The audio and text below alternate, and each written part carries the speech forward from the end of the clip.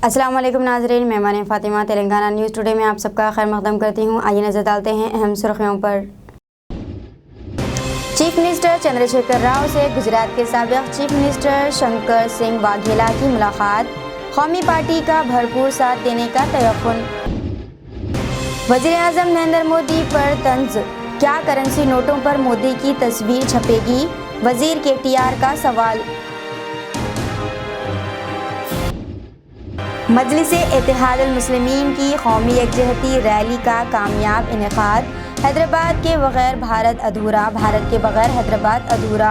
हुजूर निज़ाम को ज़बरदस्त खिराज, कौमी यकजहती को फ़रोग़ देने की अपील। सुप्रीम कोर्ट ने जासूसी के इल्ज़ाम में गिरफ्तार मुस्लिम BSF जवान को दी राहत, अहले खाना के साथ आबाई गाँव में रहने की आज़ादी। उत्तर प्रदेश बारिश के दौरान हादसात, 12 हलाक, एक ही खानदान के 9 अफराद भी शामिल। तेलंगाना के चीफ मिनिस्टर के चंद्रशेखर राव ने गुजरात के साबिक़ चीफ मिनिस्टर शंकर सिंह वाघेला से मुलाकात की। प्रगति भवन में हुई इस मुलाकात के दौरान वाघेला ने चीफ मिनिस्टर चंद्रशेखर राव की जानिब से कौमी पार्टी कायम करने के फैसले की तायद की और अपनी मुकम्मल तायद का ऐलान किया। शंकर सिंह वाघेला BJP छोड़कर प्रजा शक्ति डेमोक्रेटिक पार्टी कायम की है और वो गुजरात असेंबली के इंतखाबात में मुकाबला करने वाले हैं।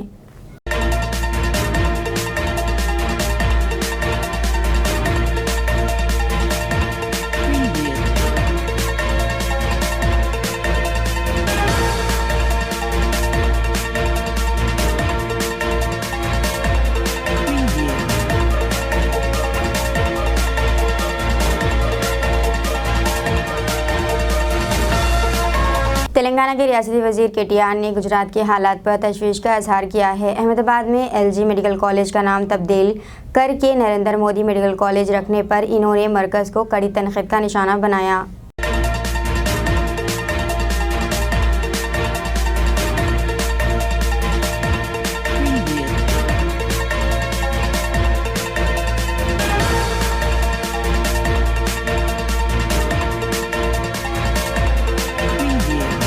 वज़ीर KTR ने इस बात पर भी सख्त एतराज़ जताया है कि सरदार पटेल स्टेडियम जो पहले से मौजूद है, इसे नरेंद्र मोदी स्टेडियम में तब्दील कर दिया गया है। इन्होंने ये भी इल्ज़ाम लगाया कि अगर मरकज़ की वज़ीर ख़ज़ाना निर्मला सीतारमण को मौका दिया जाता है तो जल्द ही RBI के ज़रिए छापे गए नोटों पर भी मोदी की तस्वीर लगाने के इम्कानात है।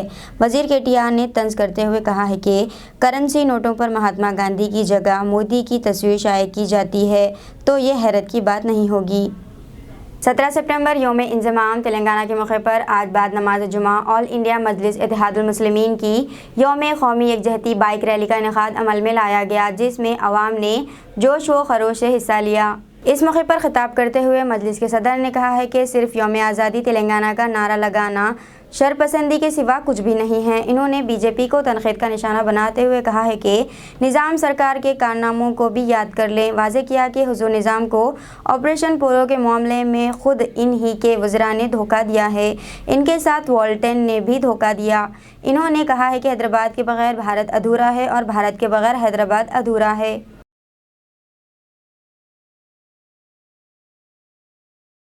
मार के कासिम रजवी मजलिस तो बोलो, ग्वालियर के राजाओं ने झांसी की रानी से बगावत की थी या नहीं की थी? बताओ। आप नहीं बोलेंगे। उस्मानिया यूनिवर्सिटी निजाम ने बनाई, तो जब निजाम ने उस्मानिया यूनिवर्सिटी बनाई तो उस उस्मानिया यूनिवर्सिटी में आप देखेंगे उस्मानिया यूनिवर्सिटी का एम्बलम आयन है। उसके ऊपर क्या लिखा निजाम ने? हिंदी में निजाम ने लिखा, तमो सोमा ज्योतिरगमय, यानी आप जो उपनिषद को जानते हैं वो मुझसे अच्छी तरह उसको बयान तलफ़ुज़ में बोल सकेंगे। उसके माने यह है कि हमको अंधेरे से निकालकर रोशनी में लेकर आ। ये उपनिषद की एक उसमें से लिखा, निजाम ने लिखा जब लोगो बनाया गया था उस्मान यूनिवर्सिटी का। फिर हिंदी में, तेलुगु में निजाम ने लिखा कि विश्वविद्यालय, फिर अंग्रेजी में उस्मान यूनिवर्सिटी। ये उस्मान यूनिवर्सिटी में उर्दू पढ़ाई जाती थी मगर अंग्रेजी कंपलसरी पढ़ना पड़ता था। आपको मालूम दुनिया में सबसे पहले अंग्रेजी की कुरान किसने छापी? पिकथाल ने। और उसका पैसा कौन दिए? निजाम दिए थे। मैं निजाम की तारीफ में नहीं बोल रहा हूं मगर तारीख को बयान कर रहा हूं। कोई बोलेगा कि मुझे मुगल पसंद नहीं है, ठीक है तुमको पसंद नहीं है मगर तुम ताजमहल जाके देखते नहीं देखते? बीजेपी को मुगलों से नफरत है मगर लाल किले पर मोदी झंडा लहराते हैं। बीजेपी को निजाम से नफरत है मगर बरसों गंडी पेट हिमायत सागर का पानी हम तमाम पिए। बीजेपी को निजाम से नफरत है मगर उस्मानिया में दिमाग का इलाज भी करवाए। ये तारीख का हिस्सा है, इसको मैं नहीं बदल सकता। मैं आजाद हिंदुस्तान में पैदा हुआ, आप तमाम आजाद हिंदुस्तान में पैदा हुए मगर बीजेपी इस तरह उसको तोड़ मोड़ कर पेश करती है कि ऐसा हुआ था, ये हुआ था। अच्छा 1908 में हैदराबाद में सैलाब आया था, सैलाब। अगर आप सिद्धियंबर बाजार जाएंगे ना कभी, मालूम सिद्धियंबर बाजार कहां पर है? तो वहां एक मस्जिद है, मस्जिद के ऊपर एक निशान है, देखो आप, वो बोलेंगे यहां तक पानी आ गया था। सिद्धियंबर बाजार में मस्जिद है, जाकर देखो आप। तो उसके बाद महबूब अली पाशा को हमारे ब्राह्मण भाइयों ने कहा कि महबूब अली पाशा आप मूसा नदी में उतरिए और जो हमारे आलाजाद के हिंदू भाई जो जनेऊ पहनते हो, कहिए वो तागा पहनकर आप नदी में कुछ वो उसको पेश करिए। महबूब अली पाशा वो भी किए। बोलो अमित शाह, ये भी तो बोलो, कला पा रहे हैं, इसके ऊपर नहीं बोलेंगे। उसके बाद अजंता के एलोरा अजंता मालूम, तुम लोगों को खाली फोन मालूम।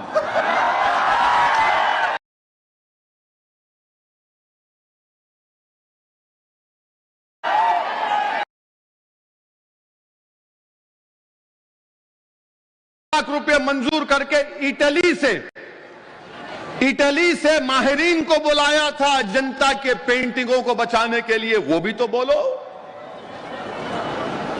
जो गलती किए तो गलत है, जो काम किए तो काम कहे, बोलो। और उसके बाद मेरे अजीज दोस्तों, हैदराबाद में निजाम के प्राइम मिनिस्टर कौन थे? महाराजा किशन प्रसाद कायस थे। उनका तखल्लुस शाद था, जो अंग्रेजी में कहते हैं कि नॉम डी प्लूम।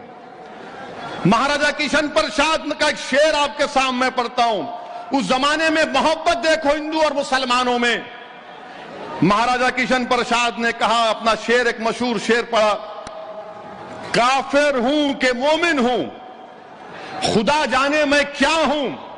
काफिर हूं या मोमिन हूं, खुदा जाने मैं क्या हूं। मैं बंदा हूं उनका जो है सुल्तान मदीना। ये राजा किशन प्रसाद ने लिखा था। बोलो बाजपाइयो, ये भी तो बोलो। नहीं बोलेंगे, नहीं सिर्फ कासिम रजवी, इत्तेहादुल मुस्लिमीन, निजाम। अरे ये तारीख तुमको नहीं मालूम हैदराबाद की, तुमको तारीख बोलना पड़ेगा। अच्छा आपको मालूम है खुर्शीद जा की जोड़ी अपने ओल्ड सिटी में है, क्रिकेट मैच खेले होंगे वहां पर आप लोग। वहां पर खुर्शीद जाही फैमिली वाले नाग पंचमी त्योहार को बड़ी जोशो खरोश से मनाते थे। नाग पंचमी त्योहार हिंदू भाइयों का है। मालवाला पैलेस में जब 11 रबीउल अव्वल आती तो उसको चरागों से रोशन करते किशन प्रसाद। ये मोहब्बत थी। और फिर उसके बाद मेरे अजीज दोस्तों और बुजुर्गों, आप ये भी जानते हैं कि 1911 में निजाम ने फांसी की सजा खत्म कर दी। 1911 में कैपिटल पनिशमेंट नहीं था। निजाम कॉलेज किसने बनाया? इमदादुल मुल्क ने। उसके प्रिंसिपल कौन थे? उसके प्रिंसिपल थे डॉक्टर अघोरानाथ चट्टोपाध्याय। ये कौन थे? सरोजनी नायडू के वालिद थे। सरोजनी नायडू हैदराबाद की अजीम मुजाहिद आजादी थी। लंदन को पढ़ने के लिए गई तो निजाम ने फरमान जारी किया कि लो स्कॉलरशिप लो। निजाम ने अंबेडकर से कहा था कि आप आकर यहां के जज बनो। बास जगह लिखा गया कि निजाम ने अंबेडकर के इंस्टीट्यूट को जमीन भी दी। वो देखना पड़ेगा, शायद जो लोग जो जानते हैं वो बता सकेंगे।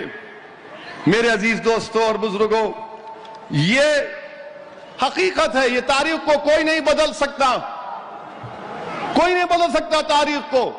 मगर जो तारीख में हुआ कि भारत का हिस्सा हैदराबाद बना, तो याद रखो हैदराबाद के बगैर भारत अधूरा है और हैदराबाद भारत के बगैर अधूरा है। ये चीज समझने की जरूरत है। अब हम कब मुखालिफ थे? नहीं, जब 17 सितंबर ने मंजलिस बोलती नहीं मनाना, हम नहीं मनाना। अरे तुम थे कहां बाबा? तुम तो चूहे की बिल में छुपे हुए थे, सांप की बिल में छुपे हुए थे। हम जब भी थे, आज भी और कल भी रहेंगे। सन 57 की जंग आजादी में आरएसएस नहीं थी, बीजेपी नहीं थी। 47 में मुल्क आजाद हुआ, कुछ भी नहीं।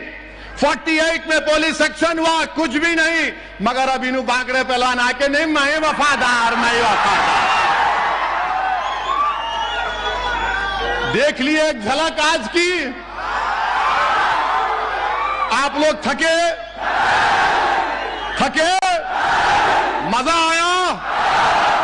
सुन लो। अच्छा, एक सवाल का जवाब दो।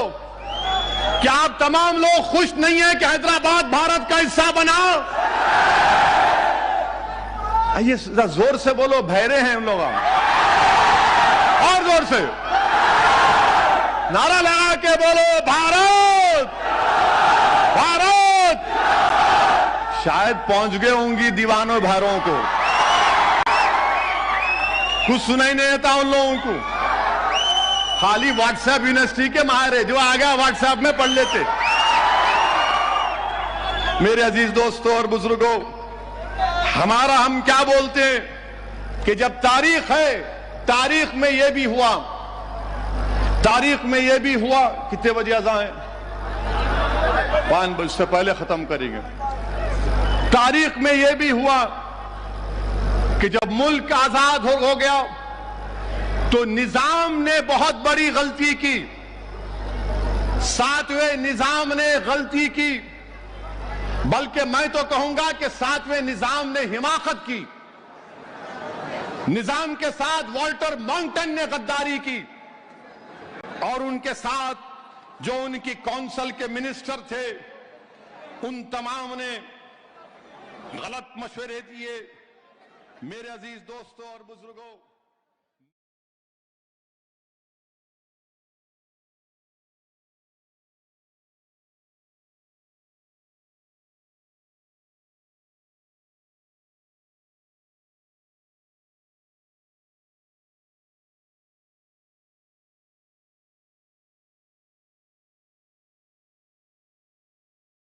सुप्रीम कोर्ट ऑफ इंडिया ने आज पाकिस्तान के लिए मुबैना जासूसी करने के इल्ज़ामात के तहत गिरफ्तार एक मुस्लिम फौजी नौजवान को राहत दी और जमानत की शराइत में सहूलत देते हुए इसे इसके अहल खाना के साथ आबाई गांव में रहने की इजाज़त दे दी। सुप्रीम कोर्ट ऑफ इंडिया के दुरुकनी बेंच के जस्टिस सूर्यकांत और जस्टिस पारदीवाला ने जमानत के हुक्म में तब्दीली करते हुए कहा है कि मुलजिम जमानत मिलने के बाद से पंजाब में ही है और ट्रायल पर हाई कोर्ट का स्टे है, लिहाजा मुलजिम को इसके आबाई शहर लातूर में रहने की इजाज़त दे दी जाती है, बशर्त यह है कि वो ट्रायल कोर्ट में मुकदमे की समाअत पर हाजिर रहेगा। वाज़ेह है कि 2 साल कबल जमीयत उलमा महाराष्ट्र अरशद मदनी के जरिए से सुप्रीम कोर्ट ऑफ इंडिया मुलजिम की जमानत पर रिहाई की अर्जदाश्त दाखिल की गई थी, जिसे chief justice of India NV Ramana Bopanna, justice Suryakant और जस्टिस हेमा कोहली पर मुश्तमिल 3 रुकनी बेंच ने मंजूर कर लिया था, लेकिन मुलजिम के पंजाब छोड़ने पर पाबंदी लगा दी थी। आज अदालत में मुलजिम रियाजुद्दीन के दफ़ा में एडवोकेट ऑन रिकॉर्ड गौरव अग्रवाल ने बहस की, जबकि इनके मुआवनत के लिए एडवोकेट मुजाहिद अहमद मौजूद थे। अयां रहे कि मुलजिम रियाजुद्दीन शेख, जो हिंदुस्तानी फ़ौजी के शोबे BSF में अपनी खदमात अंजाम दे रहा था, जिसको नवंबर 2018 में पाकिस्तान के लिए जासूसी करने के इल्ज़ामात के तहत गिरफ़्तार किया गया था और इसके बाद इसे मुलाजिमत से फ़ौरन मुअत्तल कर दिया गया था। मुलजिम की गिरफ़्तारी के बाद मुलजिमा के अहल खाना ने इसकी ज़मानत पर रिहाई की बहुत कोशिश की, लेकिन इन्हें कामयाबी नहीं मिल सकी, जिसके बाद नायब सदर जमीयत उलमा महाराष्ट्र हाफिज़ मोहम्मद ज़ाकिर सिद्दीकी के ज़रिए से मुलजिम के अहल खाना ने जमीयत उलमा क़ानूनी इमदाद कमेटी के सरबराह गुलजार आज़मी से रब्ता क़ायम करके इनसे क़ानूनी इमदाद तलब की और कहा कि रियाजुद्दीन बेकसूर हैं और इसने पाकिस्तान के लिए कोई जासूसी नहीं की और वो ऐसा करने के बारे में सोच भी नहीं सकता, क्योंकि वो एक ईमानदार फ़ौजी है। क़ानूनी इमदाद की दरख्वास्त को कबूल करने के बाद जमीयत उलमा ने ट्रायल कोर्ट, हाई कोर्ट और फिर सुप्रीम कोर्ट में मुलजिम की ज़मानत पर रिहाई के लिए कोशिश की और जमीयत उलमा की कोशिशों के नतीजे में पहले सुप्रीम कोर्ट से ज़मानत मिली, फिर अब ज़मानत की शराइत तब्दील करके मुलजिम को राहत दी गई। रियासत उत्तर प्रदेश के कई मुकामात पर ज़बरदस्त बारिश हो रही है। लखनऊ में शदीद बारिश की वजह से जुमा के रोज़ दीवार गिरने की वजह से 9 अफराद हलाक हो गए, जबकि 2 अफराद ज़ख्मी हुए हैं। लखनऊ के कैंट थाने इलाके के दिलकुशार गार्डन के करीब एक मकान की दीवार मुनहदम हो गई। इस हादसे में एक ही ख़ानदान के 9 अफराद की मौत हो गई है, जबकि 2 अफराद ज़ख्मी भी हुए हैं। महलूकीन में 3 बच्चे और 3 ख़वातीन भी शामिल हैं। बताया जा रहा है कि ये लोग दीवार के पास सो रहे थे जो अचानक गिर गई। दूसरी जानिब उन्नाव में भी मकान की छत गिरने से 3 अफराद हलाक होने की इत्तला है और एक शख्स ज़ख्मी हुआ। चीफ मिनिस्टर योगी आदित्यनाथ ने लखनऊ में दीवार गिरने और उन्नाव में छत गिरने के वाक़यात में महलूकीन के विरसा को 4 लाख रुपये की माली इमदाद का ऐलान किया है।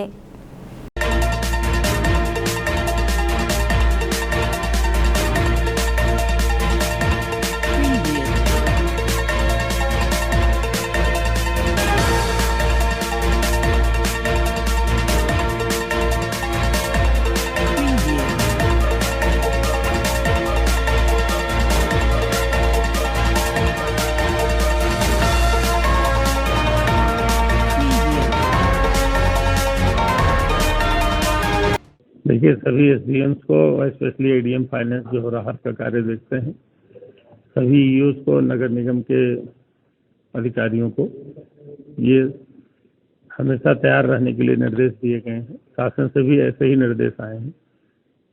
सूचना है कि अगले 3-4 दिनों तक अभी हैवी रेंस हो सकती हैं, तो वाटर लॉगिंग की समस्या से निपटने के लिए या ऐसी किसी प्रकार की आपात स्थिति से अतिवृष्टि के कारण अगर आती है, उसमें हमने अपने अधिकारियों को तैनात कर रखा है। वो सब सतर्क हैं, जिससे कि उन्हें आवश्यकता अनुसार राहत पहुंचाई जा सके और ये हमारा प्रयास रहेगा कि वाटर लॉगिंग न होने पाए, और पहले से ही हम लोग इस पर कार्य कर रहे हैं।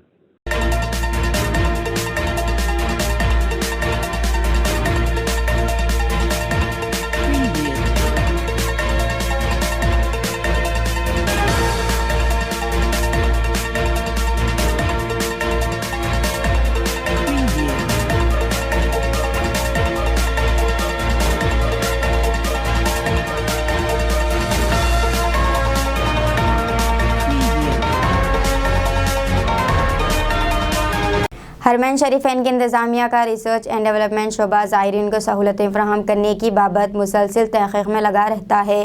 इस सिलसिले में मसनूई ज़हानत आर्टिफिशियल इंटेलिजेंस के नेशनल सीनियर के इंजीनियर नाइफ अल हरबी ने कहा है कि हरमैन शरीफैन में हजूम को कंट्रोल करने के लिए मसनूई ज़हानत से काम लिया जा रहा है।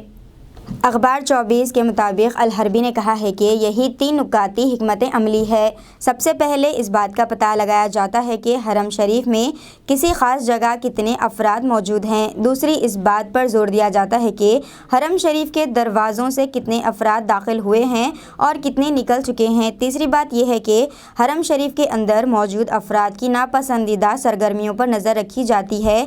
मसलन ये कि हरम शरीफ में सिगरेट नोशी पर पाबंदी है। ये पता लगाया जाता है कि आया कोई शख्स सिगरेट पी रहा है। इसी तरह हरम शरीफ में लड़ाई झगड़ा ममनू है। इस हवाले से इस बात का पता लगाया जाता है कि हरम शरीफ में कहीं झगड़ा तो नहीं हो रहा है। इन तीनों बुनियादी बातों के तनाजुर में कंट्रोल रूम के अहदेदारों हुजूम कंट्रोल करने के लिए ज़रूरी इक़दाम करते हैं। दूसरी जानिब अमन आमे के डायरेक्टर लेफ्टिनेंट मोहम्मद अल बसामी ने कहा है कि हज व उम्रा सिक्योरिटी स्पेशल फोर्स और सऊदी अथॉरिटी बराए डेटा और मसनूई जहानत सदाया मस्जिदुल हराम और मस्जिद नबवी शरीफ के ज़ायरीन को हुजूम के लिए मसाइल से बचाने के लिए मिलजुल कर हिकमत अमली तैयार की गई है। अल बसामी ने कहा है कि हर साल मुक़द्दस शहरों में ज़ायरीन की तादाद बढ़ रही है। सऊदी विजन 2030 के अहदाफ की तकमील के लिए ज़ायरीन ज़्यादा से ज़्यादा तादाद को हरम शरीफ में खपाने के लिए मुख्तलिफ हवालों से काम हो रहा है।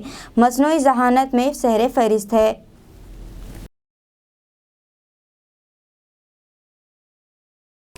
टीआरएस रुकन कौंसल कविता को इन्फोर्समेंट डायरेक्टरेट की जानिब से दहली शराब स्कैम मामले में नोटिस जारी किए जाने के बाद मीडिया और सोशल मीडिया इतलात गश्त कर रही हैं। इन इतलात पर रुकन कौंसल कविता ने शदीद रद्द अमल का इजहार किया है।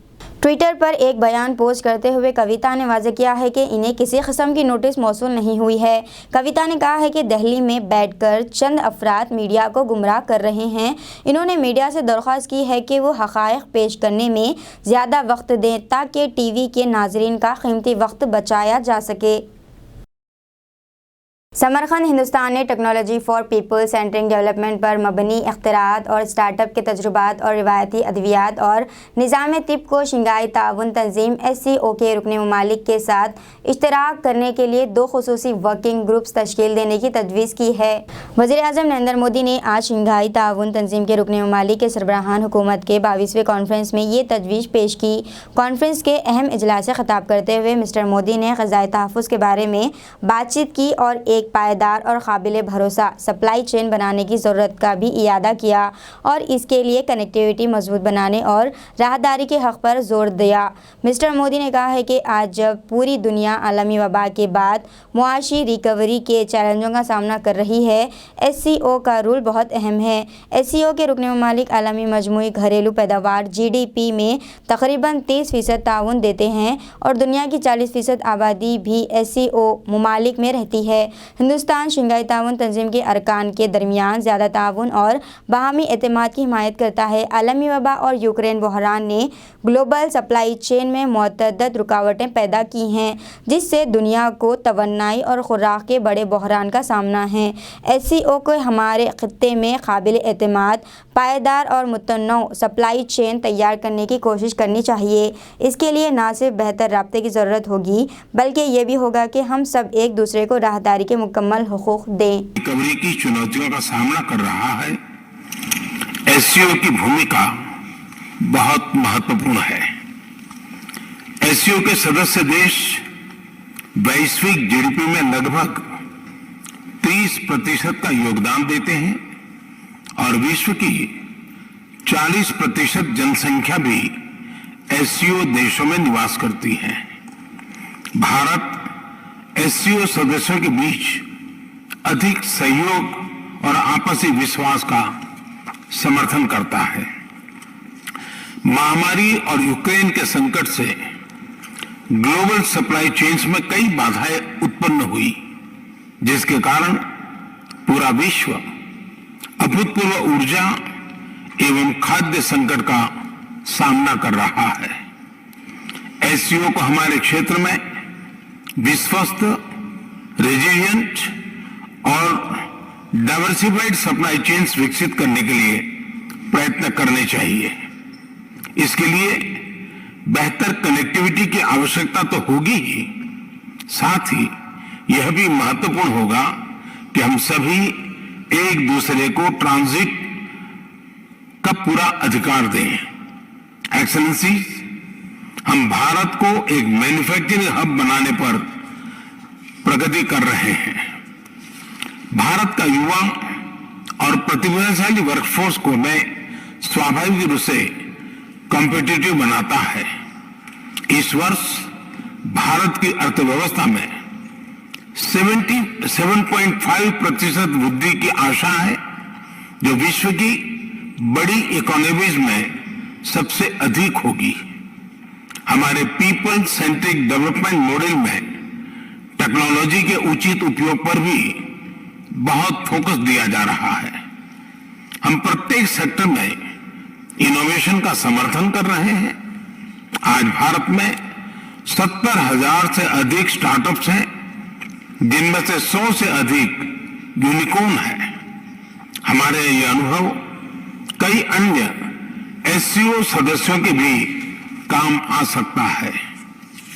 इसी उद्देश्य से हम एक नए special working group on startups and innovation की स्थापना करके एससीओ के सदस्य देशों के साथ अपना अनुभव साझा करने के लिए तैयार है।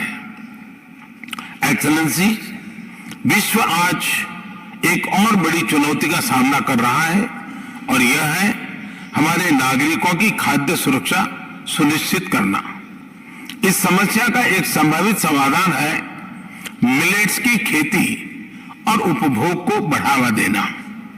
मिलेट्स एक ऐसा सुपरफूड है जो न सिर्फ एससीओ देशों में बल्कि विश्व के कई भागों में हजारों सालों से उगाया जा रहा है और खाद्य संकट से निपटने के लिए एक पारंपरिक, पोषक और कम लागत वाला विकल्प है।